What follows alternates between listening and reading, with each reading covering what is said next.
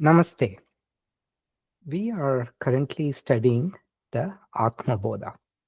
Atmabodha is a Prakarana Grantha. It's a Vedantic text that explains the fundamentals of Vedanta. This is essentially the subtle realm. Now, there is a term that is used in Vedanta called the Anyonya Adhyasah.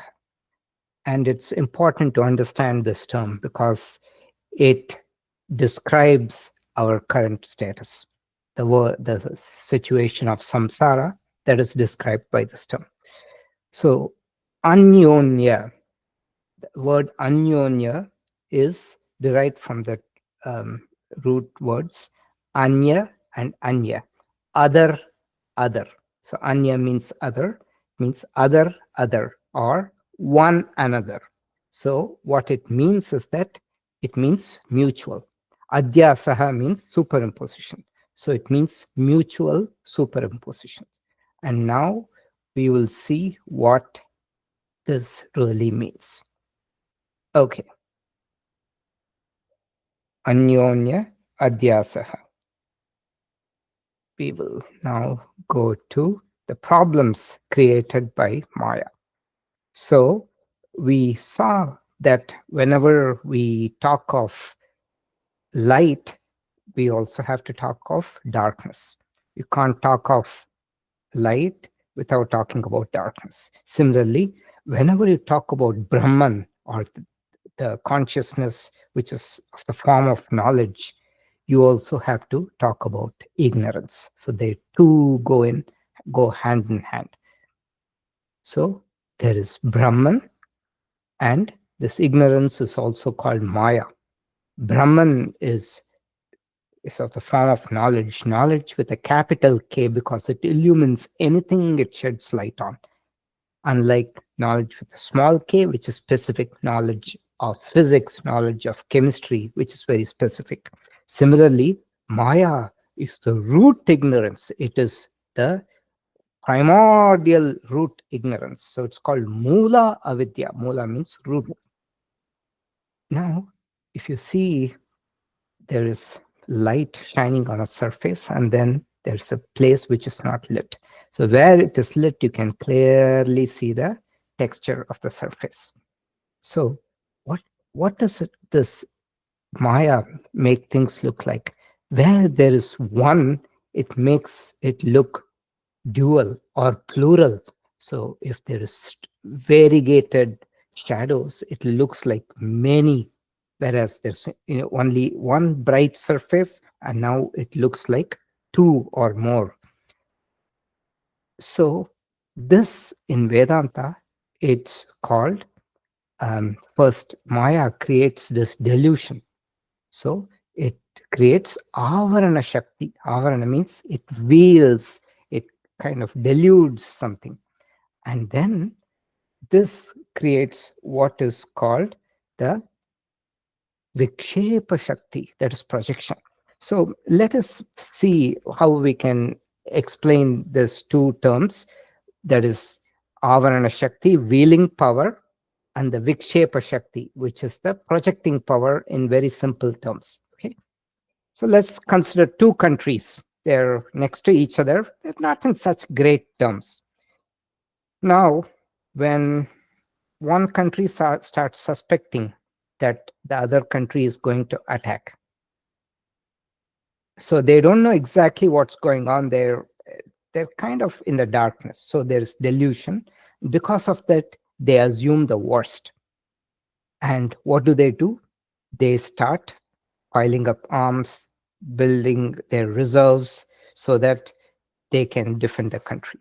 So it creates its projection. They project the worst case, and they start deploying armed forces near the border, all those things. So because of the ignorance, the avarana shakti, which is the delusion, they start acting. So the vikshepa shakti comes from the rajoguna, which is the guna which causes action. Tamo guna is the avarana shakti, that is the delusion. Okay, so It similarly at the cosmic level, there's only Brahman initially. But when the gunas become imbalanced, it creates this projection. And the projection is what gives rise to the universe. Okay, so that is called the Vikshepa Shakti. Okay, now this Maya first makes this one look like two or many, and then the creation happens. Then again, the Avarana Shakti comes in. So far, it's at the cosmic or the macro level. Now, at the micro level, what happens is, so from the Brahman, the entire universe is projected. Okay, so projection of Brahman into the universe. Now, at the micro level, what it does is this. So the universe, or uh, the prakriti, which is the inert matter, also consists of our bodies. Now, at the micro level, that is at the individual level, what happens is it creates further confusion at our jiva level by wheeling the consciousness. Instead of us thinking there is this Brahman, one pervading consciousness everywhere, thinking, I created this body, we think, I, the body, was created. And we start superimposing the world onto us. So first, the Brahman or the consciousness is superimposed onto the world, then the world is getting superimposed onto the consciousness. Okay, so that is the problem caused by ignorance. So Avarana Shakti first makes the one look like two or many, then Vikshepa Shakti creates a projection, then further Avarana Shakti at the micro level further creates confusion at our level. Okay. Now, so Shankaracharya gives many examples to illustrate this problem. So, one of the similes he gives is samsaraha swapnatulyo hi. So he says our existence in this world is just like a dream, because at that level, this Brahman it's just getting, the whole thing looks like many because of the Avarana Shakti. You see here, there's only light, but when the darkness comes, it now becomes two. And of course, if there's another stripe here, it looks like three, and so on. There, and it looks like many, plural. So light, darkness, whole thing gets mixed up, and it creates various forms. Okay, and that is the universe. So Shankaracharya says the existence in this world, it's like a dream. So there are different orders of realities. So there is the Paramarthika Satyam, that is the pure consciousness, that is the absolute reality. Then there is the Vyavaharika Satyam, that is the transactional or empirical reality, that's our waking state. But it looks like the dream state at the cosmic level. Then there's the Pratibhasika Satyam, illusory or apparent reality. It's like a dream, a mirage. A dream, when you are in a dream, it looks absolutely real. You are frightened, everything is happening. But then you wake up, it's just a dream. Like that, our life at this micro level, it looks very serious, very real. But at the level of the Brahman, it's just like a dream happening at the cosmic level. So it is, when you rise to the absolute reality, this is just like a mirage or a dream. Okay, so these are the three levels of reality. That's why Shankaracharya says samsara swapnatulyohi, samsaras or existence in this world is like a dream. Then he goes on to give other examples. This projection by this Brahman and Maya, this multiple coming and projecting, it looks very real and it's very shining. So he gives the example of Shuktika Rajatam Yata. Shuktika refers to the the shell in the mother of pearl. It's like silver. The world appears real, like the illusion of silver in the mother of pearl. Then he goes on to say that Udbudaniva Varini, all these, the world's entire planets rising, existing, and dissolving, it's like bubbles in the water. They're there for some time, then they dissolve. They go back, they dissolve at Pralayam. So the Big Bang, entire universe is created, it stays for some time, then it dissolves.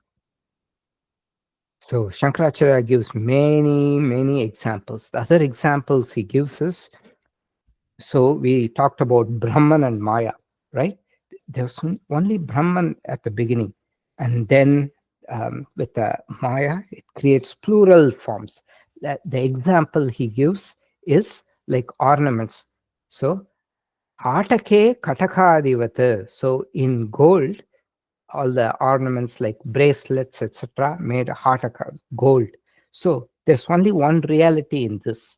All these are names and forms. Chain, bangle, earrings, they're all names and forms. When you melt, it's just one gold. Like that, the substratum of the entire universe is only Brahman. Everything is like a projection. It's just names and forms. It's only the whole thing as the basis is only Brahman. And then he gives another term called upadhis. So at the cosmic level, this becomes more relevant. So the confusion we talked about, the world gets superimposed. World includes our body because this is not who we are. We are the consciousness. So the world is superimposed on us. So this is called the upadhi. Upadhi is that which gives attributes to something else, and that which receives the attributes is called a upahitam. So in this example, the red flower is upadhi, and that's like the body. And this crystal, clear crystal, like that's us, the consciousness is like a upahitam because it receives the color from the flower. Okay. And with this, he goes on to give more examples. So, and he talks about yata akashaha. So, just as space is one, but it appears to be divided, like outer space within the earth space. It looks, because of the color of the sky light reflecting, it looks as though the space is separated, but it's one space. I'm not talking about the air, it's one space. Okay. Space is one common example. Similarly, water. Water is colorless and flavorless. But when you add other things to water, it gets color, it gets flavor. But the essence, in essence, the water is nothing. Like that, the body, the consciousness is that it's the real I or you. It is throughout the body. It's mixed hand in hand, just like this dye or the flavoring is mixed with the water, gives color and taste. But in reality, water is devoid of color and taste. Similarly, I, the consciousness, is devoid of any properties. But this upadhi, is the body, seems to give properties to me, seems to say, oh, I'm smart, I'm not that smart. I'm good looking, I'm not that good looking. All those properties it seems to give. Okay. So in the Tattva Bodha, that is the most basic text, the author goes from the physical body, the subtle body, the causal body, all the way to consciousness. Whereas in Atma Bodha, Shankaracharya has his own classic style. He starts with the top and then he goes down. So that's what you are encountering. So that explains the concept of Anyonya Adhyasah, which is mutual superimposition, which explains the cause of our samsara. Thank you very much for listening.